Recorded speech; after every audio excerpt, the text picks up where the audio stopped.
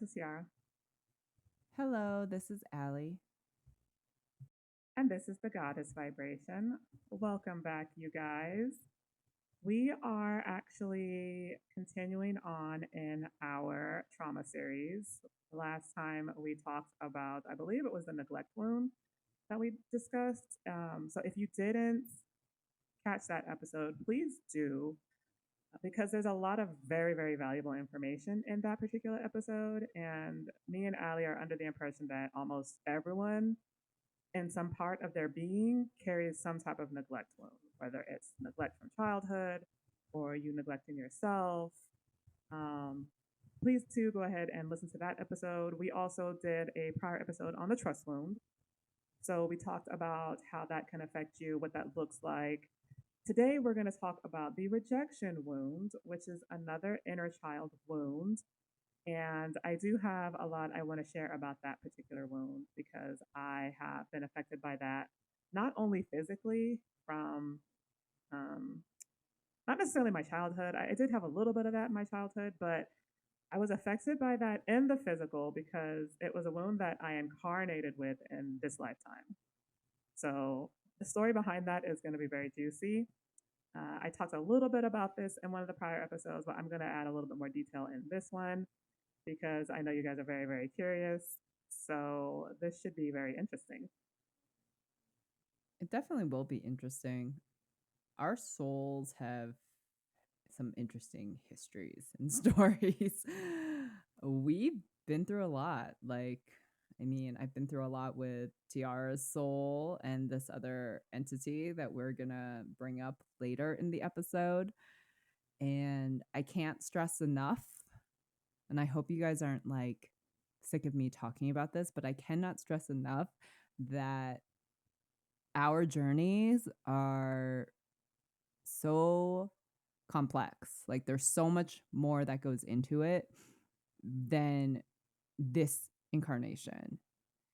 And I probably will never stop saying that because I'm telling you guys, like, we just go through so many things that we carry over from lifetime to lifetime. And when we had talked about reincarnation in that archangel story, it's coming to earth is very difficult because it's like amnesia. It's like you're born and you I hate lose it. it, I hate it. and you, It's a and you, scam. and you lose all those memories and you lose all that knowledge, and it's just like clean slates, try again, start over. And it's like all these emotions and all these things are there and you don't know why they're there. And you're just like, ugh, when is the cycle going to end? We've all been there. As you just heard Tiara, she hates it. She thinks this is a scam. Yeah, you were just saying, when is the cycle going to end? It doesn't. It never ends. It doesn't end. So forget about it. So yeah, unfortunately she might be right. I think it does end though. I think like my soul story is proof that it does end, but it's not easy. I'm convinced that a lot of souls that are here right now are here for like redemption, or it's like their last chance, or they need to like overcome something they've been struggling with for many lifetimes. I think a lot of souls are on similar, like, not circumstances, but just like the dynamics are kind of similar. That's just my theory. And then, of course, you have a lot of souls who are here that are helping, with the ascension, and there's a lot of star seeds here and so forth. But I do think that a lot of the human souls that are here are like overcoming something really difficult. I would agree with you there. Yeah. In terms of like, you know, other beings being here, I'm just going to name off a few. There are many star seeds here. There's also ascended masters who have incarnations. There are archangels who have reincarnations. There's even some gods who are incarnate right now to help with this global ascension process and to fight in this lovely spiritual and physical war that we are currently in. Speaking of that, why did I get in a total fight on Twitter with this guy who swears that he is channeling Pleiadians? I'm not going to say who he is, but he, Wait, you got into this fight? yes, This is the on first I'm Twitter. hearing about this. I know. So this was like a day ago, and it wasn't that long. It was relatively brief. And this guy, he posts on Twitter and he says stuff like, "Oh, everyone who's here is gonna ascend, and everyone, regardless of your frequency, is gonna go to 5D, and there's no such thing as hell." And he's saying this in mass, right? So like a huge following, and I'm just like, this is not accurate information. So I just like responded to one of his posts. I think he had said something like along those lines. And I was like, you couldn't be further from the truth. Like, this isn't accurate information. And he kept talking about the Galactic Federation. I guess he channels beings who claim to be from the Galactic Federation. And, we know that there are deceivers out there. But that's what he was saying. And I was like, you know, where do you think the fallen angels went? And then he was like, well, hell isn't a real place. It was just something that was created to scare humans. And, it was created as a form of control and it doesn't exist. And I'm just like, okay, so where are these fallen angels? And he was like, oh, well, the Galactic Federation has them in prison. And I was like, you do know that there are like tons and tons of governing bodies in the universe beyond the Galactic Federation. And he was like, no, where did you get that information? You're just making up stuff. You're not accurate. Oh And my I was God. like, okay, buddy. Like, I know that a lot of souls here are not going to ascend. And the ones that choose not to ascend are going to go where they're going to go. So why are you sharing this stuff? And then he blocks me. Oh, shocker. All right. And so, yeah, I had this whole thing. I was so irritated too, because I'm like, these are the people that are spreading misinformation and disinformation to people. And it's just causing problems, right? Like, especially people who want the truth. And, unfortunately, on Twitter, you can do that and create your own little echo chamber. So, I didn't really, I don't think I had much of an impact. He probably thought I was some type of psycho. But I'm yeah, sure he I did. had that whole, and he asked me too. He was like, this is so stupid because why would you ask me a question and then block me? So he asked me, he was like, where are you getting that information? And I was like, well, a lot of this information is written in ancient texts, but beyond Right. that, it's none of your business. But I couldn't respond because he had blocked me at that time. And I was like, You okay, you know, asked me a question and then you blocked me. Good job, buddy. I'm I'm just gonna be honest here. I have met lots and lots and lots of people from all over the world who do honestly believe that hell is not a real place and that it doesn't exist. Right. And I'm just like, where does that come from? Because I I have know like the no biblical idea. texts talk about hell as a place. So I'm like, what texts are saying hell doesn't exist? Like, where is that coming from? I honestly don't know. But Neither do I. I mean, you know more about ancient texts than I do too, so I don't know. yeah, yeah. So I'd be curious to know like where that comes from. But he's spreading it in mass. So, and he had said, he was like, well, what kind of loving God would send people to torture and burn for eternity? I was like, I don't know, buddy. Who knows if it's even up to him? I don't fucking know. I just know that the Bible says that it's a place. I know it is a place. Why are you spreading this nonsense? But, of course, nothing came of that. He just got mad and assumed I was a psycho.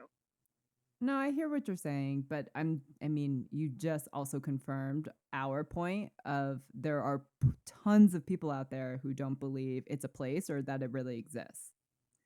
I'm almost wondering if that belief is rooted in some type of like mind control or like mass manipulation from the cabal.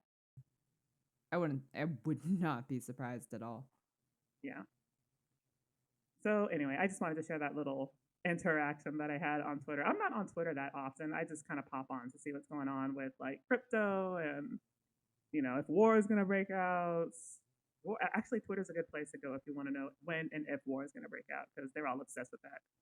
I don't really say much. I just kind of monitor and look around because every time I do say something, it turns into a fight.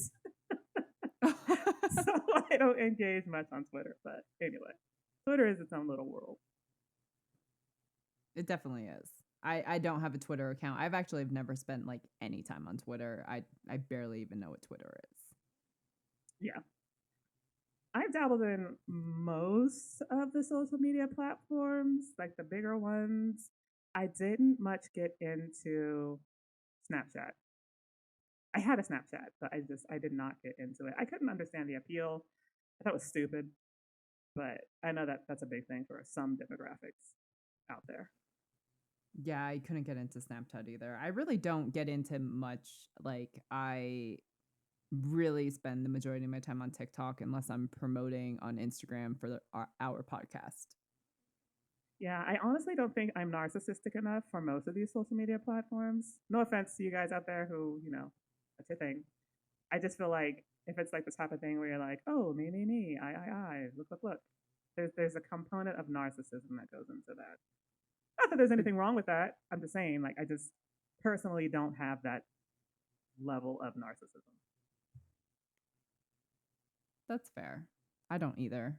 I just honestly, there is so much negative energy on these social media Oh my God, so platforms, much. and I am just not into negative energy, and that's why I stepped away from all of them. Like, I shut down my Facebook, and I was fighting signing up for even social media, and Tiara's like, well, if you're gonna have a business, you kind of need social media, and her and I put it off for like a year. So Speaking of that, I'm gonna have to create. I freaking hate Facebook. I'm sorry, you guys. I don't like Facebook. I only really have one to stay in touch with like family. I have friends on there, but I don't really consider them friends.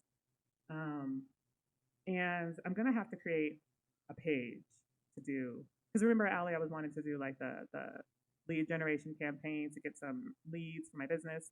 I'm gonna have to create a Facebook to do it. I'm kind of irritated about it, but have fun with that. I okay. support you.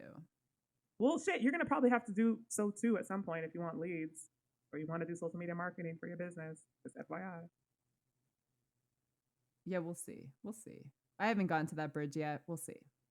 Okay. So I want to share a little bit about where I think for myself my rejection wound came from. Because earlier I stated that it was something I incarnated with, and for a long time I didn't know it was there.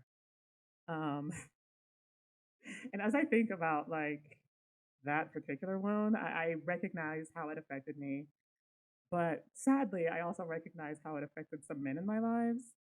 Um, so She's a man destroyer. I hate to laugh, but like I was doing a little research about this, and like women who have this wound don't see their worth, and they don't see their attractiveness, right? Like you assume that you're not attractive or desirable in any way. So when you get attention from men, you don't understand it. You're just like, why is this fucking guy here talking to me? And unfortunately, that was a lot of my experiences. So Ellie says I'm a man destroyer. I don't know if I take it that far. There was I'm just a just couple. quoting you. I'm just You're, you're quoting her. you're right. Like part of me was like, am I destroying men? Hell, I don't know. I had no fucking idea. I was just living my life, my best life, and somehow men were getting destroyed. And I was like, I don't understand. What am I doing? Um, but anyway, before I get to that, I do want to talk a little bit about my soul. So, as strange as it sounds, technically I have two souls. I have soul A, who was the soul that I was before I split from trauma.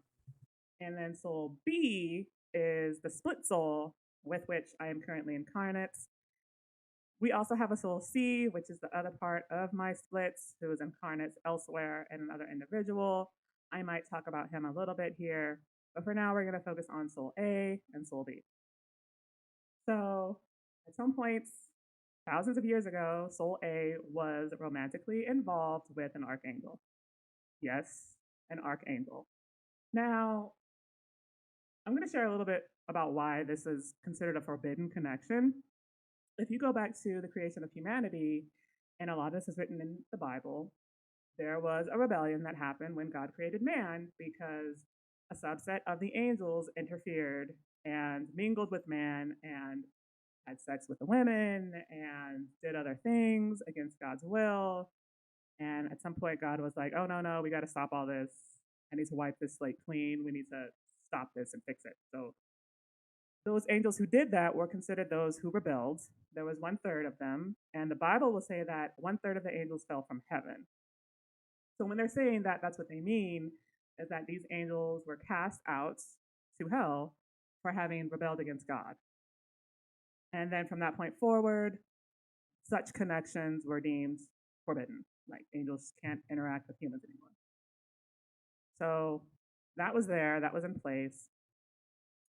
I don't really know this full timeline. I'm just sharing the tidbits of information that I do know in regards to that because, in these higher etheric realms, time doesn't exist the way it does to us. It's not linear. It's more like cyclical, multiple cycles of time that sort of happen. It's weird. So at some point, Soul A meets such and such archangel, and there's an intense pull, right? Like I am a split soul and a twin soul, or technically it's the same thing. Terms are used interchangeably. So I kind of know what that pull feels like. They experienced this pull to each other to the point where they got romantically linked. It was a very passionate. The term I heard was passionate affair. Essentially, that's what it was. I don't know how long this went on, but Soul A is convinced that this was like a relationship, right? Like that's what she was convinced of.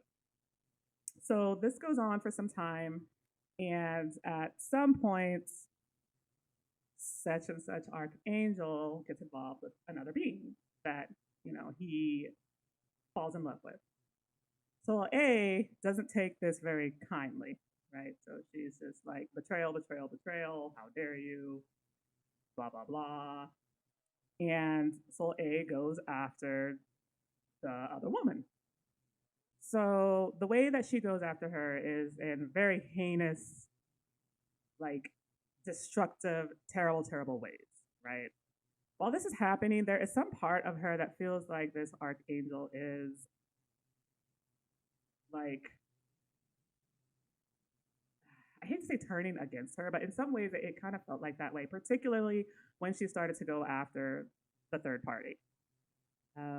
I think that there was a lot of negative sentiments that they had towards each other, Soul A and this archangel, and I think it kind of spiraled to the point where the sentiments that they felt towards each other became very negative, it became very toxic, and he went and said things about her, some of which perhaps were not true, and it sort of spiraled into this dynamic where Soul A felt like a lot of entities were being turned against her, that a lot of the things that she wanted and needed were being neglected. So she felt, in a sense, abandoned, like she needed to take matters into her own hands, and lost complete trust and faith in just about everyone, which is very, very unfortunate because that leads to an abandonment wound.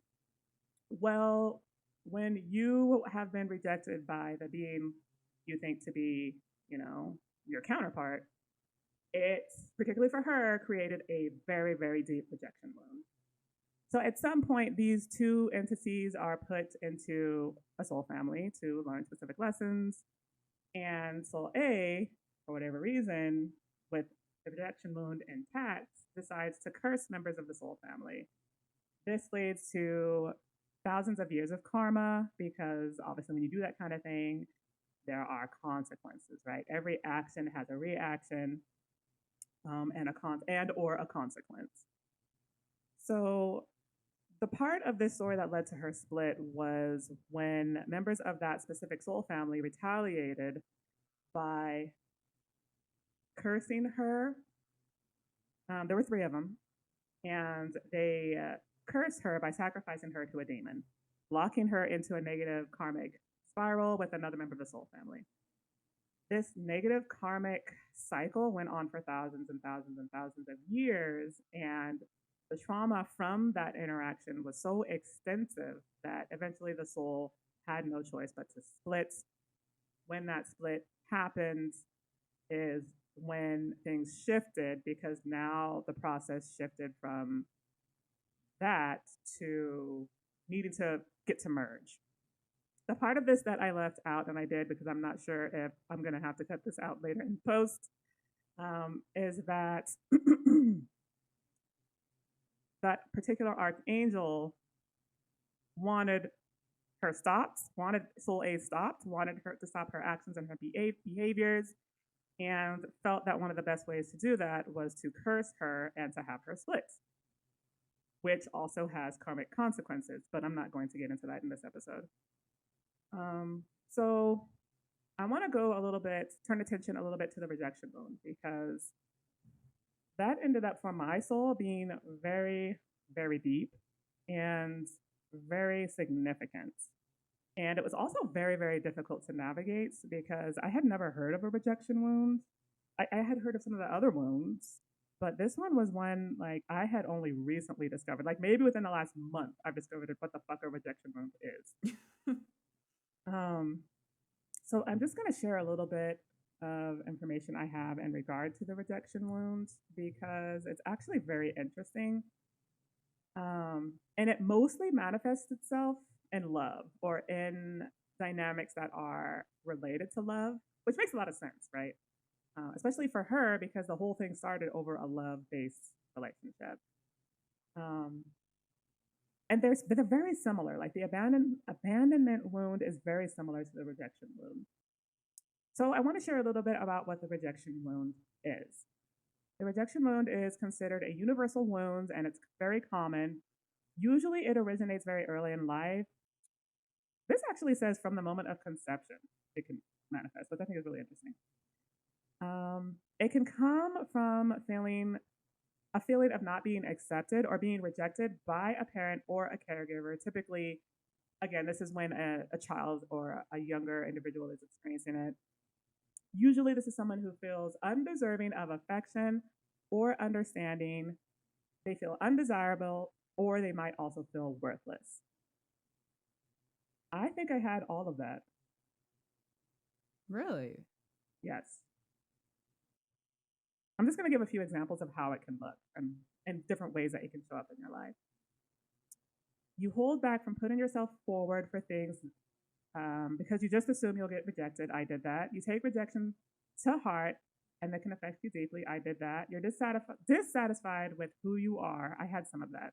You see yourself as a meaningless person, someone who is not worthy. Yep. You have a lack of self-respect, which can turn, I hate how this is worded, which can in turn mean poor personal boundaries. I didn't have that too much. You have moments when you consider yourself a family freak. Yes.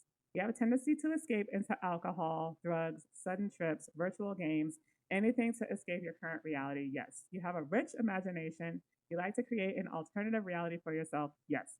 Your tendency to withdraw from others can lead to isolation and loneliness. Yes. You anchor in the material world by being busy and giving yourself plenty of things to do. Yes. You're a perfectionist. Yes. I had all of these except maybe one, every single one, and had no clue why. No clue. And when did you discover that all of this was there? Well, I discovered all of this gradually over the last couple of years of my spiritual journey. I just didn't know that it originated from a rejection wound. Now, interestingly, I mentioned earlier how this can manifest in love. There have, I mentioned that I sort of have like this thing where I didn't feel desirable. And that's true. I didn't really feel desirable, but it wasn't to the point where I was like, you know, I wasn't capable of a boyfriend or getting a boyfriend. It was more like when men were interested or showed interest or attraction, I didn't see it. And so my twin soul was one of those individuals who showed that interest, right? Which makes sense. We're twin souls. We had that deep pull to each other. And I had that too. I felt that too. But when he made the move to want something more and to want something more serious, I subconsciously rejected that. I didn't At the conscious level, to me, I was just like, I don't really do the long distance relationship thing. It's just not something I think will work for me. That was my excuse at the conscious level. At the subconscious level, it was the rejection wound manifesting. But I didn't know that at the time. It was 11, 12 years ago. I had no idea. That actually affected him very, very deeply. He'll lie and say that it didn't, but it did. I also had another experience with an individual when I was in community college who showed interest, and cute guy. Like I actually liked him, and our interactions were really fun and engaging. And then when he made that move to like, I guess this was his way of asking me out. I think he asked me to study. Um, in my head, that was a booty call, and I was like, "What kind of a woman do you fucking think I am?" And I said no, To even though I study liked him, and even though just I was attracted to him. wait. You turned down a guy who wanted to study, Yes. like actually study, or like booty No, of call course he study. didn't want. Of course Oh. he didn't want to study, and I knew that he didn't want to study, but that was his way of making that first move. And I didn't realize that there was a deeper attraction that he had. I didn't know that. I didn't see it. So I was just like, nah, fuck you. So like when men have talked to me and they've been like, oh my God, you're so beautiful, or there's no attraction, my reaction is typically just like, what the fuck are you talking about? But go away. Now, as I've gotten older, I recognize that. I see that pattern. I have worked to break that. I'm doing better at gauging when people and men are attracted and when they're showing interest. I think I've gotten a lot better. It's just when you have a rejection wound, again, you just don't see that kind of stuff. That was interesting because that list mentioned one that was very significant for me. Well, all of them were relatively significant, but taking rejection to heart and then holding yourself back from putting yourself forward for things because you assume you will get rejected. I did that in many things when it came to a lot of the dreams that I had. For example, I wanted to be a doctor. I could have done it. I had that personality to do it. I needed a little bit of help with math, but I could have gotten it. I was a science master. And some part of me was just like, you'll never get there, ever. And I took that to heart. And I didn't even attempt to take the the medical exam. I should have, um, but I didn't. I had dreams of studying overseas, and I applied to a very specific program for that. And it was the type of program where like almost everyone gets rejected the first time. And when I got rejected the first time, I took it serious. I was like, I'll never be able to do this ever again. And I just didn't do it again. Didn't apply, didn't reapply. Um, I have lost a lot of opportunities because of this wound. And I do think that my twin soul has been affected by this wound too, which is crazy because he's so incredibly talented. He created an album a couple of years ago, and a lot of the songs are beautiful, like beautiful. And hasn't been able to tap back into that creativity since then because I think that at some point he felt like he couldn't do it again or he wasn't capable of it again. And I honestly do think perhaps it was the rejection wound manifesting on his end in that manner. Do you know why he like dropped off with it? Like dropped off with the music? Was it just one day he just decided this isn't for me, or is it something more complex? Cuz I remember you saying like he was being recognized by other artists. Like if he would have kept going and if he was persistent about it and believed in himself, Yeah. like you had no doubt in your mind he would have made it. Oh, yes, absolutely. From what I can tell, it feels similar to what I experienced. He had that one album that he created, but there is a part of him that feels like he's not capable of that anymore. So he subconsciously rejects that it's anything he should do. And that's the destructive thing about the rejection wound is that it will stop you from doing so many things. So many things. It's actually, in my opinion, one of the worst wounds one can carry. I mean, they're all terrible, but I don't know. There's just something about that rejection wound that's so pernicious. Like, what's the word? Pernicious, pernicious. Okay, we're gonna edit that out. Yeah, I Uh, don't know. I don't know where you were going there. um, so Yeah, I honestly think he, at the subconscious level, has rejected himself and rejects that he's capable of that ever doing anything like that again, which wouldn't be surprising for someone who's carrying that type of wound. Hmm, that is all very interesting. And I'm sorry that if, as she was describing the story with talking about three different souls, confuses you. Oh, I know. It's a confusing story. It's a confusing history. It's a confusing story. We took over a year to unravel it, and guess what? We're still unraveling. Speaking of this particular story, no, you will never know which archangel it was, so do not ask.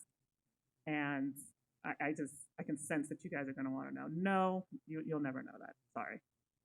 Um, but yes, we are still unraveling a little bit of it, a little bit more of it. I think we have most of it, but there's just like a little more tidbits that we need to unravel before we can like really say, okay, we've got this whole thing. Um, there was something else I Well, wanted to talk about, but I forgot. I would say Oh, for oh, sorry, go you ahead. remember? Oh no, No. I was just gonna say like I would say for me, the whole talking about the rejection wound, and I will say something about wounds in general, like the trust wound, the neglect wound, the rejection wound, and the abandonment wound. A lot of these symptoms all intertwine with each other. Yes.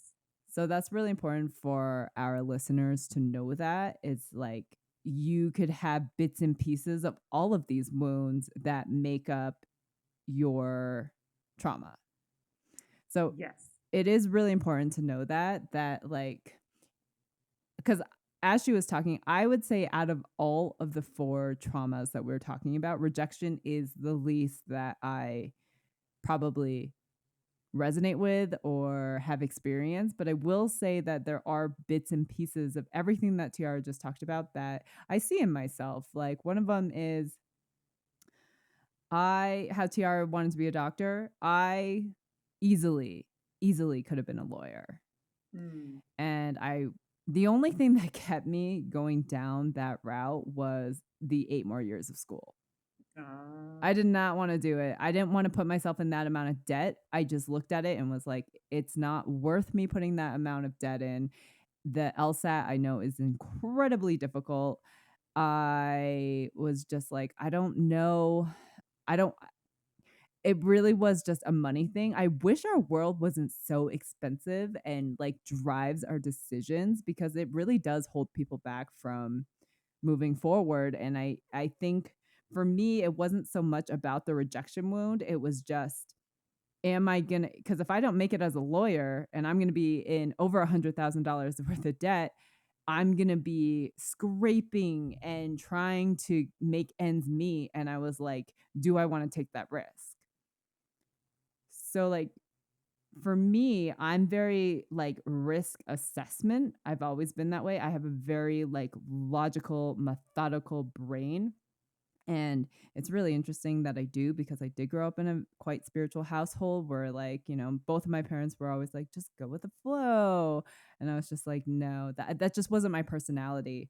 And it yeah. wasn't until like I really fell into like my deep spirituality journey that I was just like, oh, okay, I understand this whole go with the flow thing, and I understand like how much better my life is going with the flow than constantly like analyzing and like pitting all these ideas against me. So I will say that I can't say that it was the rejection wound that made me not want to become a lawyer. It was more the statistics of it and like being successful versus the debt versus quality of life. But I will say one thing that I definitely resonate with what Tiara was saying was I didn't see my own beauty, Mm. and I didn't see it for a long time, you guys, like probably until my 20s. And I think that's just because of the environment that I grew up in, like constantly being bullied, like constantly being told that I'm weird, constantly like people making fun of the way that I looked, Well, those are all very like those are all deep insecurities that I experienced since childhood. So I was just Mm. carrying that with me. So when you carry that as an adult, you're just like when people give you a compliment or when people are looking at you and you're just like, why are you looking at me? Like Yeah. I'm just I'm not what you I don't see what you see. And so I Yes. definitely carried that portion of the rejection wound. So that's just kind of my 2 cents and perspective and opinion on the rejection wound. I had that thinking too in regards to how expensive medical school would be because it would have been just as expensive as law school, if not more so. So, that was kind of my excuse, like, oh, it's so expensive anyway.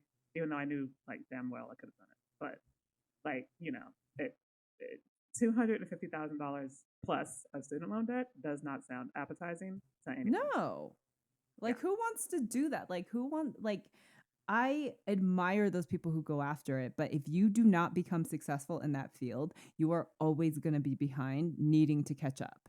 Oh, yes. And even then, you need to go into a specialization because primary care medicine doesn't even pay enough to pay off the debt. So it's just like, well, shoot, like you're if you want to go into that specific line of medicine, like you need to figure out how to do it without so much debt. And that's another conundrum. And it's why there's a doctor shortage. Like no one wants that debt, you know? Like they have to import doctors from other countries to come here and be doctors because no one here wants to do it. That's sad. Well, because no one wants to, because I think that we're going to get off topic for a second here, but I think that the Gen Zs have realized like watching their parents struggle and Oh yeah. especially in today's economy because I came across a TikTok where Gen Z are choosing life over working right now. Yes, I And saw I that. and I've been seeing all these arguments as to why, and I don't blame the Gen Zs for wanting to live while they're young and live while they can enjoy life before entering the workforce and working until they're 70. Right.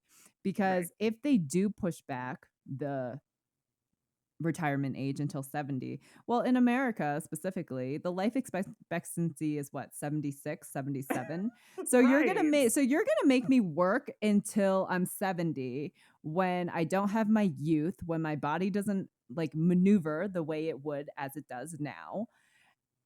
What the hell am I going to do for that 6 and 7 years? Like, sit Right. in a retirement home thinking about all those years that I lost because I was imprisoned in this system the labor system that you've created for me. Yeah.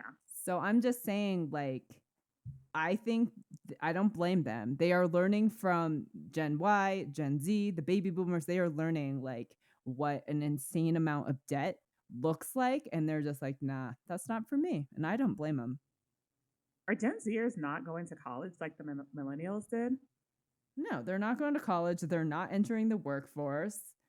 Oh They wow. are just they're trying to become influencers because I mean, dude, influencers make an insane amount of money. I don't Oh, I know. understand where the imbalance is, but like that's what everyone's just like, I don't need school for that. As long as I make good content, I get paid really well. Well, that's true. I can't knock it because I'm of the same belief. Like, I don't want to work till 70.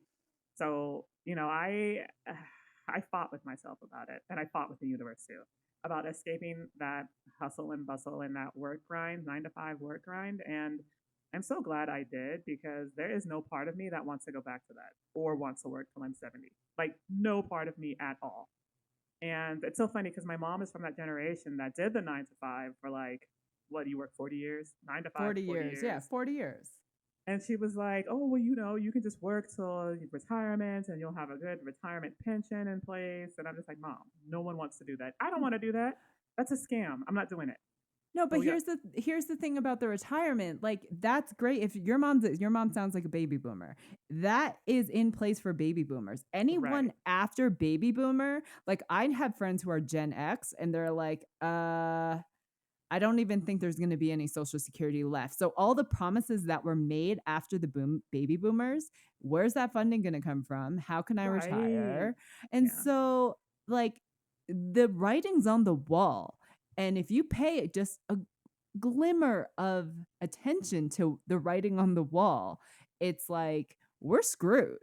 We are absolutely screwed. And so all these people are making all these decisions that which are not making companies happy, but whatever, I don't care. So like um but it's true. It's like the writing's on the wall. Like, who's to say that there's going to be any pension left? Who says there's going to be any social security left? Like, what are our younger generations are funding the baby boomers to retire comfortably. But what happens when that money runs out? Who's going to be taking care of us? And here's where the population comes in. It's a food chain, you guys. It's a complete chain.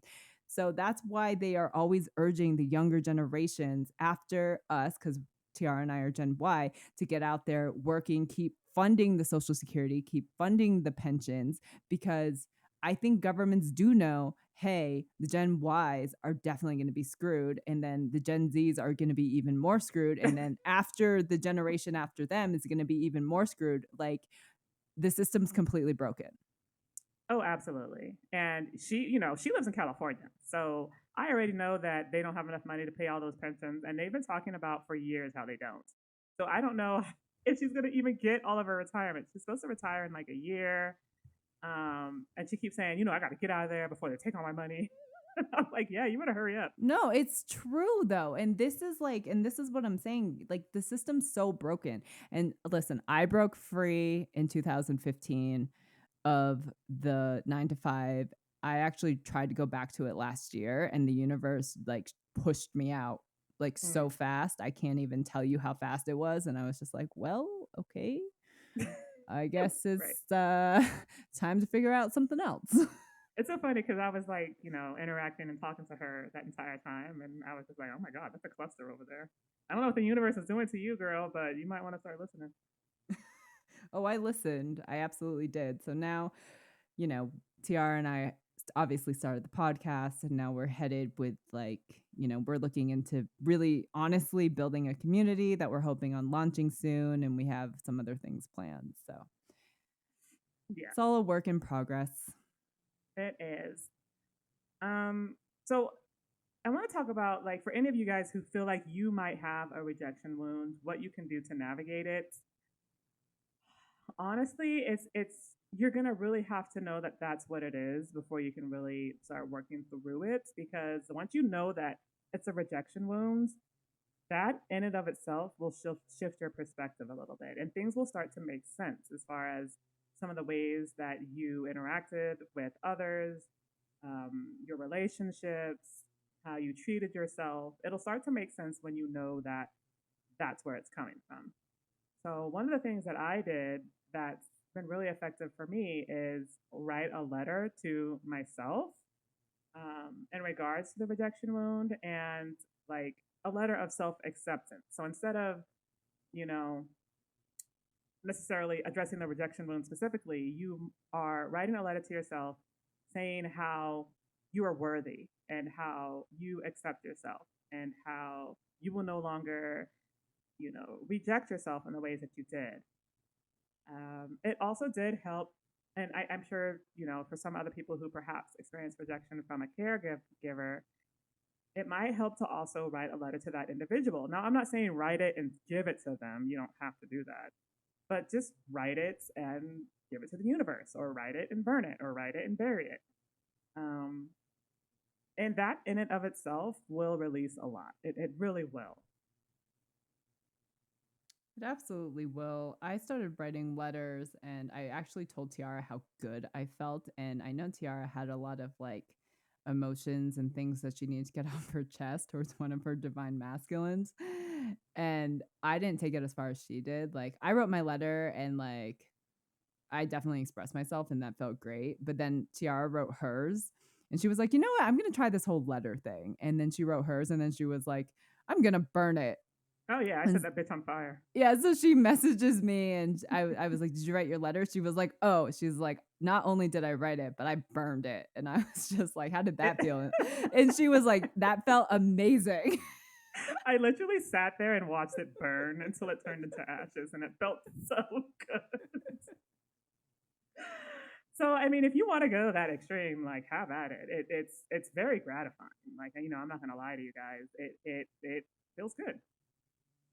If you feel like you need something more extensive, then yeah, look at getting a therapist to help you navigate through that wounds. And it's 2024, and they've gotten very creative as far as providing affordable ways for people to talk to therapists. I think there's some chat features that you can use that will allow you to speak to a therapist for like a specific amount of time for a relatively low cost. So there are options out there. This is just one of the ways that I explore the rejection wound, and it's something that worked for myself. Same. Yeah. So I know that this wound is also affecting soul C, or my twin soul, in very specific ways. I'm aware of just a few of the ways. I don't know every single way that this is affecting him, but I know now that we've talked through it, I do see this in him as well. So it's it's unfortunate, but it is something that you can navigate through. It's just going to take time. It's going to take patience, and perhaps most importantly, it's going to take compassion and being compassionate towards yourself, because those of us with that rejection wounds, showing ourselves compassion is the last thing we do. We don't. We don't show any compassion towards ourselves. And I didn't for a very long time. So I had to learn how to give that compassion back to myself, because you have to do that first before you will even accept compassion from another individual. I would believe that. I would say that another like key factor, this is like the key factor above all. You have to have the self-awareness. Oh, absolutely. Because without the self-awareness, you guys, like, you're not gonna get anywhere, literally. And that's not just with the rejection wound, that is with anything.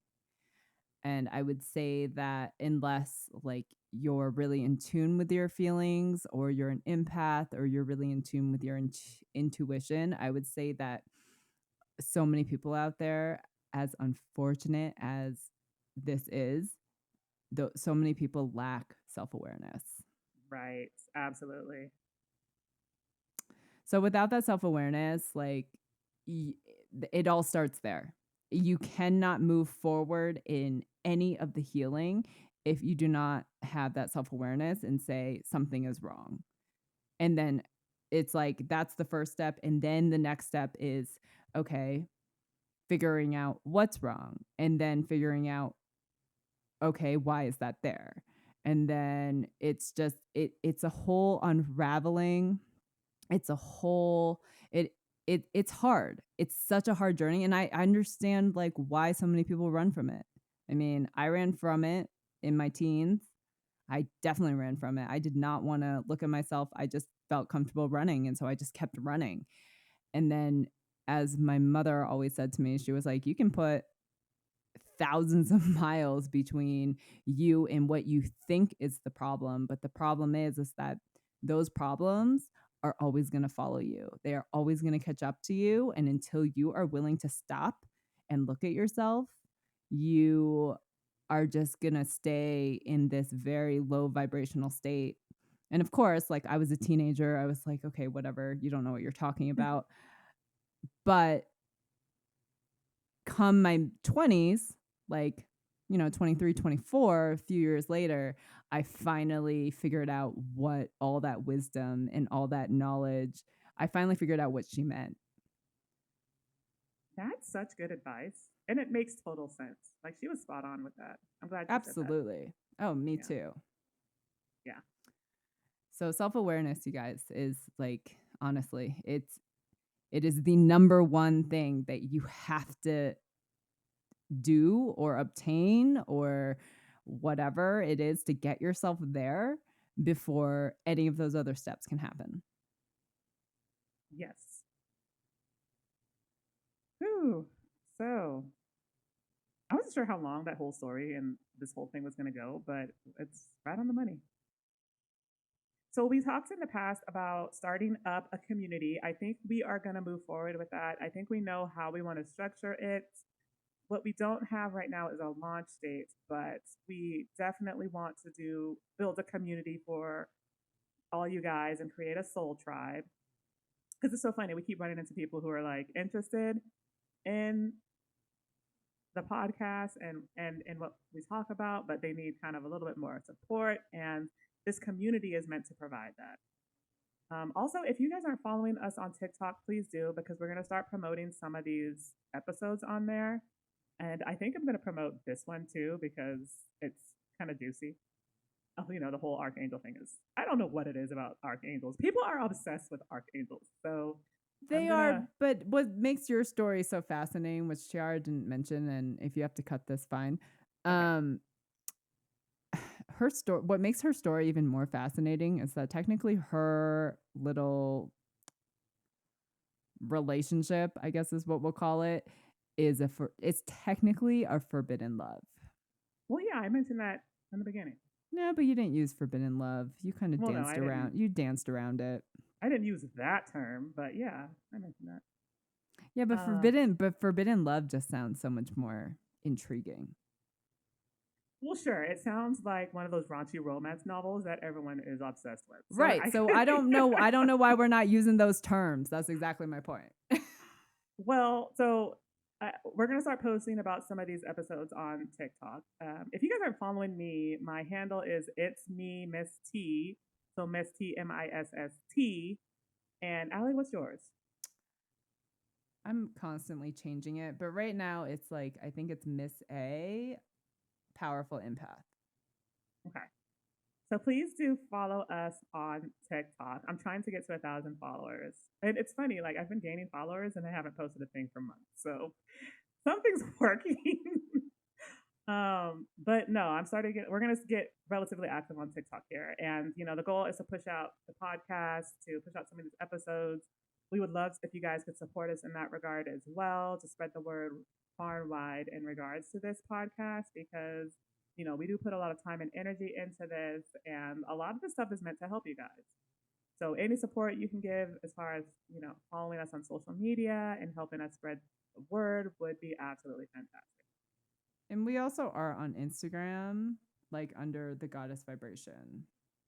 Yes, please do follow us there as well. Goddess Vibration Studio, to be exact. Yes, absolutely. All right, you guys. So next time we are going to dive into another inner child wound. Our last one, I promise. It'll be our last one for this series. We're gonna do another series too later down the line, which is going to cover a conspiracy series. Oh my god, I'm so excited about that too. Oh man, conspiracy theories. We know things. We know a lot of things. Yes, we do. And the good thing about it is that we're fortunate enough to have the ability to verify some of this information. So you guys are going to get facts from us. Well, you can't really call conspiracy theories facts, but we will try to add clarity and detail and depth to some of those to the best that we can. I can't wait. I know, I'm really excited. So stay tuned for that, you guys. And thanks so much for tuning in again to another episode. Like I said, we really appreciate you guys supporting us, listening to us, spreading the word far and wide. We've got so many great things in store for you guys. So thank you so much. Yes, thank you guys, and have a great week. And again, I'm sorry if the story confused you. Yeah, hopefully as time goes on, stuff will start to like make a little bit more sense to you guys. This won't be the last time we'll just be discussing this. So most likely not. Yeah. So just stay tuned. It gets better. It gets better, I promise.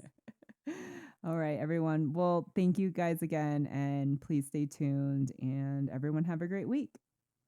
All right, take care, you guys. Goodbye. Bye-bye.